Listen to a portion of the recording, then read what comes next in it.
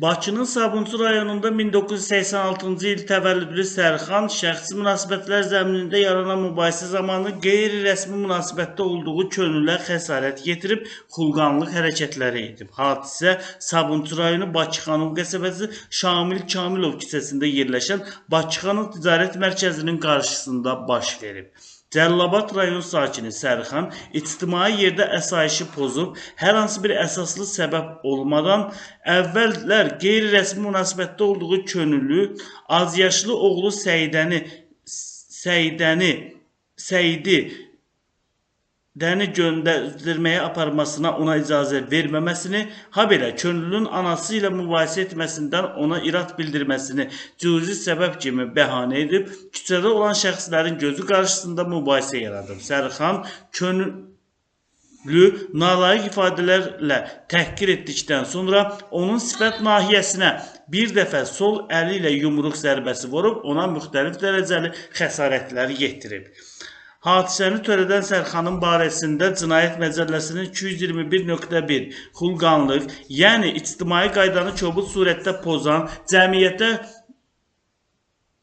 açıqca hörmətsizlik ifadə edən şəxslər üzərində zor tətbiq olunması ilə və ya belə zorun tətbiq edilməsi hədəsi ilə, habelə özgənin əmlakının məhv edilməsi, yaxud zədələnməsi ilə müşahidə edilən qərəzli hərəkətlər maddəsi ilə ittiham elan edilib. Cinayət işi üzrə təqsirləndirilən şəxs qismində ifadə verən Sərxan ona elan olunmuş ittiham üzrə özünü təqsirli bilib. O ifadəsində göstərib ki, könül ilə bir neçə il əvvəl tanış olub, münasibətləri daha da irəlilədikdən sonra onunla qeyri-rəsmi nikahda yaşayıb. Könül ilə münasibətlərimizdən bir qız uşağı dünyaya gəldi. Övladım dünyaya gəldikdən bir müddət sonra könül ilə münasibətlərimiz korlanmağa başladı. Bundan sonra könül ilə ayrılmağa qərar verdik. Ayrıldıkdan sonra dəfələrlə könülgilin yaşadığı evə gedərək övladımı görmək istədiyimi bildirsəm də könül və anası buna imkan verməyiblər deyə o ifadəsində göstərib. Sərxan qeyd edib ki, 30 oktyabr 2024-cü ildə saat təqribən 15 radələrində şəxsi işləri ilə əlaqədar Bakıxanov Ticarət Mərkəzinə gedib. Qeyd edilən ünvanda olan zaman könüllü anasını və övladımı gördüm. Bu zaman yaxınlaşdım və övladımı qucaqlayaraq onunla görüşdüm. Könül və anası mənə övladımı görməyə qoymadıkları üçün onun üçün darıxmışdım. Qızım ilə görüşdükdən sonra könüllün anası məni təhqir etməyə başladı. Mən bir qədər səbir etsəm də sonradan özüm könüllün anasının təhqirlərinə eyni sözlərlə cavab verdim. Bu zaman könül də məni təhqir etməyə başladı.